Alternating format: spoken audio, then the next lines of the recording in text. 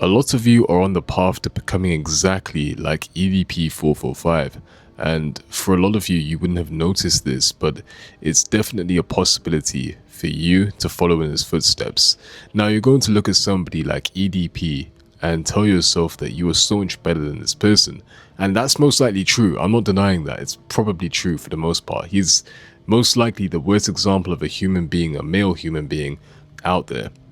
But it's not necessarily impossible for you to become anything like him or represent any of his traits and qualities. Now, for those of you who don't know who EDP445 is, he was a pretty notorious YouTuber.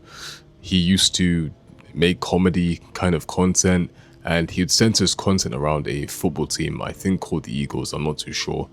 But anyway, it was centered around a sports team, right? And that's pretty much how he grew in numbers. And for those of you who have watched the documentary, he explains his life from the start right up until the present day. And you can just see how lust can take over a person's life if they don't fully understand what lust is and how to manage it. I think EDP is a great case study for today's video. See, when people think of lust, they don't really think of energy and desire. They just think that lust is something that's going to make them horny. It can also make you stupid. It can also lead you into a lot of stupid decisions. I think people are very understanding of that. When I was struggling with lust, when I didn't really fully understand it for what it was, I'd procrastinate a lot. I would tell myself that I'm going to wake up and conquer the day, and then the day would finally hit me. And because of the days before that, I was obviously indulging myself, right? I'd wake up with half my energy depleted, feeling like I'd already completed the day. And it was crazy. It was crazy because for the most part, I couldn't even get myself together. I couldn't do basic tasks. Everything that was supposed to be a simple task now turned out to be a drag. And everything that was important to me got put on pause because I lacked the ambition, I lacked the energy. And this is just some of what can happen if you don't really take time to understand the nature of the beast. If you don't tame this beast, it will eat away at your life. So I found myself procrastinating. I found myself making excuses for why I couldn't work out, and it was just a downward spiral from there. I think that, of course, I saw the quality of my life decrease because I was no longer doing the things that kept me. All of the important work, all of the groundwork, all of the dog work. I never stayed disciplined in all of that just because I kept on indulging myself. It's a rabbit hole, and the deeper you go down, of course, the harder it is to get out. And when you're constantly chasing that instant gratification, life starts feeling a whole lot slower. I don't know if you guys have realized this, but it does feel a whole lot slower. Instead of building myself, I'd always ask myself, what's the easy alternative? Let me just scroll instead. Instead of doing the hard dog work, I would just tell myself, no. That's too much hassle. Let me just go back to my comfort zone, which is watching TV and wasting time. It always came to two choices, right? Doing the dog work or doing what made me comfortable. And I'd always choose what made me comfortable. Of course I would. I'd built a den over there. It was my new home, and I couldn't see any other alternative because once again I'd allowed lust to be in the driver's seat and me in the passenger seat. I was fine where I was. I'd always ask myself the question of, what is the easiest thing that I can feel right now? And I kept on answering this question badly, and as a result of that, it became my personality. And this is why I treat EDP's story with the utmost seriousness. I know some people are going to look towards making memes and making jokes out of it, but there's nothing to joke about because this could be any of you. EDP serves as a prime example of what could happen if your desire, if your lust spills out of control. And a lot of you guys are going to look at me as if I'm crazy, being like, hey JP, it's never that serious. We're never going to end up like EDP. But it's that arrogance which may lead you down the path of EDP. Of course, nothing starts off as extreme.